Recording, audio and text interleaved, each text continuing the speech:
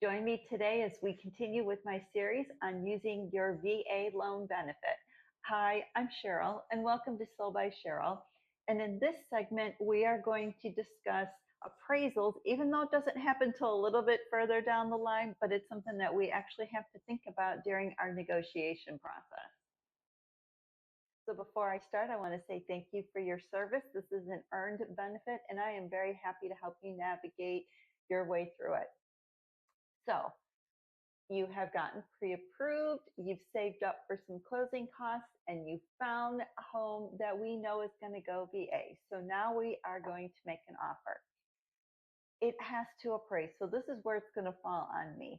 What I will do is when you see that house that you like, I will go ahead and take the comps and I will look at everything. And once I feel very confident that it's going to appraise, I will let you know what that number is. Since the beginning, I said we're going to use the scenario where you were approved for 275, but you only want to spend 250. So we want the contract to be a purchase price of 250,000. However, you were only able to save up $5,000 for closing costs. So we are going to ask for $5,000 in closing costs and prepaid from the seller. Well, that's not so bad, but you just have to keep in mind this. The house has to appraise at 250,000. That means if they are going to give you that $5,000 in closing costs and prepaid, that means that they are taking $5,000 less than the value of their home. So going back to that first video, when we talked about that, I said that if you can at least save up a little bit, I can work with that, because 5,000 less is more palatable than if we ask them to take the full $10,000. So with 5,000, I figured that gives us a little bit more of a chance. If it's a really competitive situation, then we may lose out, because then if somebody comes in with a conventional loan and they can do the 250 and they're not asking for any closing costs, then that kind of throws us out. So that is why at the beginning I stressed to you, if you could just save up some money and help us get a little bit more competitive, that is a huge win for us. So sellers agree. We're going to go under contract for 250,000, and they've agreed to pay for that $5,000 in closing costs and prepaid. This is where all my numbers come in. When we get to that point, so appraisal doesn't take place until much further down the road, but because we are asking for that $5,000 in closing costs and prepaid, we need to be pretty certain of our numbers. When they do the appraisal, if it appraises at 250,000 or higher, we're good to go. They can give you your $5,000 in closing costs and prepaid, and all is good.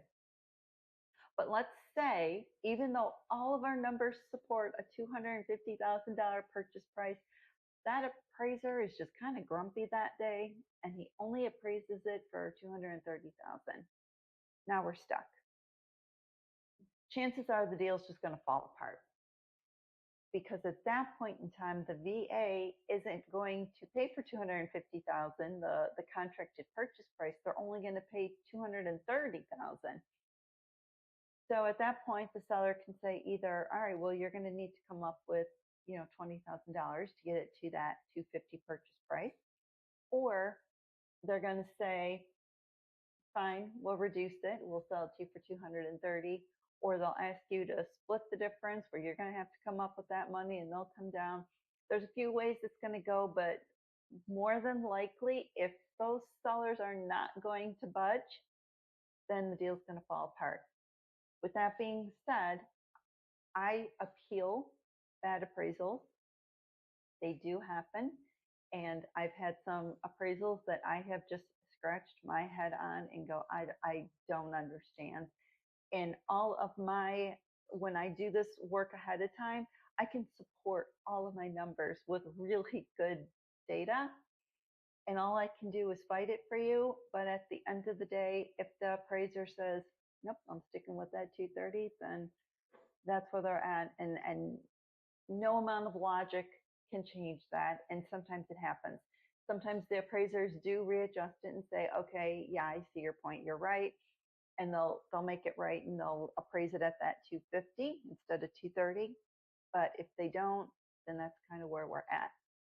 So when we're in that negotiation process, we have to always think about what the appraisal is more than likely going to show. That's why I kind of skipped ahead to the appraisal, even though it doesn't happen further down the road. We need to be really aware of that going into it during the negotiation process. I hope this is helpful. And if you have any questions, please reach out to me. And I can't wait to help you find your slice of Florida paradise. Thank you so much for watching, and I hope you found the video helpful. If so, please hit subscribe and ring the bell for notifications of more videos created just for you.